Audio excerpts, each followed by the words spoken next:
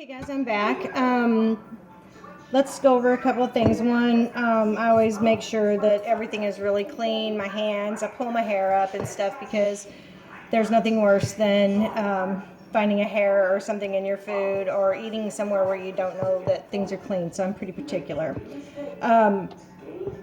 What I'm going to do is, first we're going to take the 4 cups of the masa harina that I've already measured out. That's 4 cups. What we're going to do is we're going to combine the dry ingredients first. We've got the salt. Hi, buddy. That's my grandson. The 2 teaspoons of the table salt. No, baby. Just a minute. We've got the 2 teaspoons of the baking powder. Van, you just about slammed Grandma's finger in there. 2 teaspoons of baking powder, not baking soda. Remember that. Okay, and what we're going to do is we're going to take a fork and we're just going to kind of mix that together a little bit. You can see, kind of incorporate the dry ingredients all together, okay? Kind of get them together. Now what we're going to do is we're going to take a spatula and we're going to kind of chunk in the rendered fat, or your shortening or your lard, whichever you are using is fine. I'm using the pork fat. And one of the reasons why I do like to do that, not only is it better flavor-wise, because face it, I mean, pork shouldn't be made with chicken or beef bouillon. It should be made with pork. But another reason is that the more that I save off of when I do the pork, the less I have to purchase or use out of my pantry for other things. So I'll get this all in here. I know this seems kind of ridiculous, but what we're going to do is we're going to actually put this fat in here. And if you have like an old-time potato masher with squiggly lines, not the whole ones, but the squiggly lines, this is probably be easier for you to do. But what we're going to do is we're going to take and mix this in till we get all of the fat incorporated into it. We're going to make it kind of crumbly. It's kind of going to look like oh, I don't know, whenever you try to make a dry streusel topping, if you've ever done that with the butter and the sugar and the flour for like a Dutch apple pie.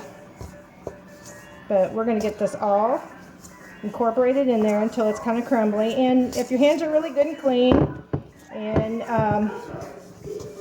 you don't mind, you can actually take your fingers, your hands, and mix this in together until it's really crumbly.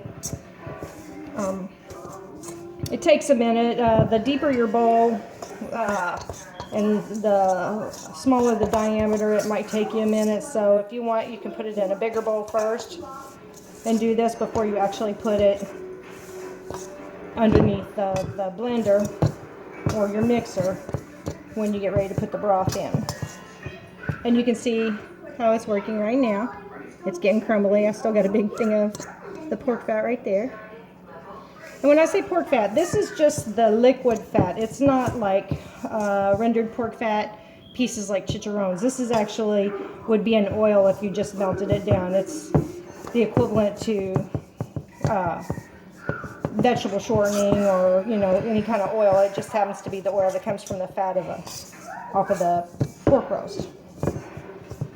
Okay, so I've pretty well got that blended in. It's real crumbly now.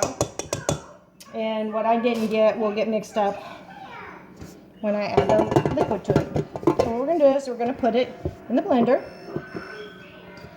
And we'll put our beater down. We won't turn it on yet like that. Your broth or your water or your pork broth, whichever you're using, the bouillon, whatever, you should have, maybe this, like mine was in the refrigerator because it had to chill and separate from the fat. You want it to be warm. You don't want it to be cold because actually the stuff that comes off of it is very gelatinous when you put it in the refrigerator. So when you heat it up, it becomes a liquid again.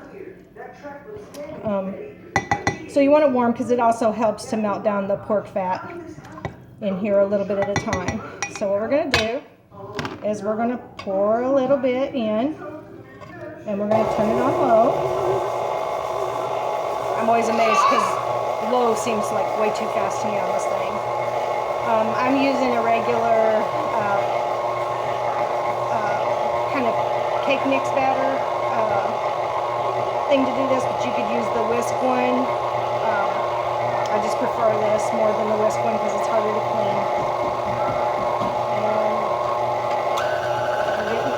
And we've got about halfway through that, and we've got a thick batter so far, kind of like whenever you're kneading bread dough or pizza dough, but we don't want it like that. We want it real smooth and creamy, almost like a buttercream icing, because we're going to have to spread this onto corn husks that have been cleaned and softened in hot water. When you pour the rest of that in, do it a little bit at a time, because if you do too much, it's going to slosh around and make a big old mess. And I'm a neat freak, but I hate to clean. It's the worst of both worlds. That's what I say, because I like everything clean, but I hate to clean. There's just so much more I'd rather do than clean, especially a mess. And we can ramp it up a little bit to get that melting the fat in there a little bit more.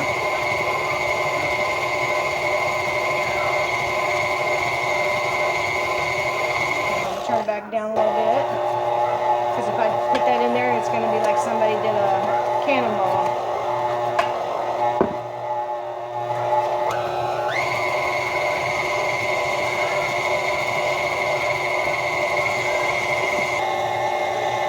Okay, so we've got the rest of the liquid in there, and it's mixing up really, really good now.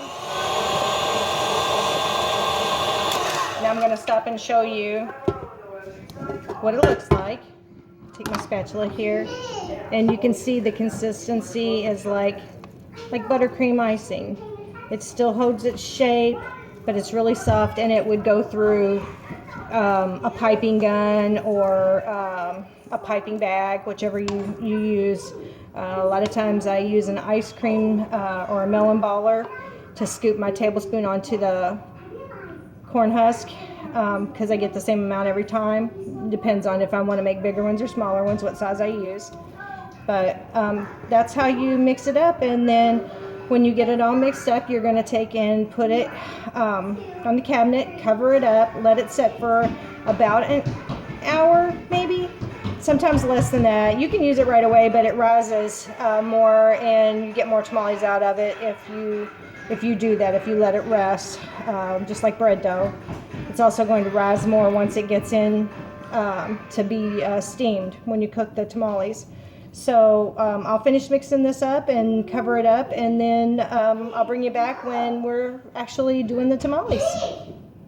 Have a good night, guys.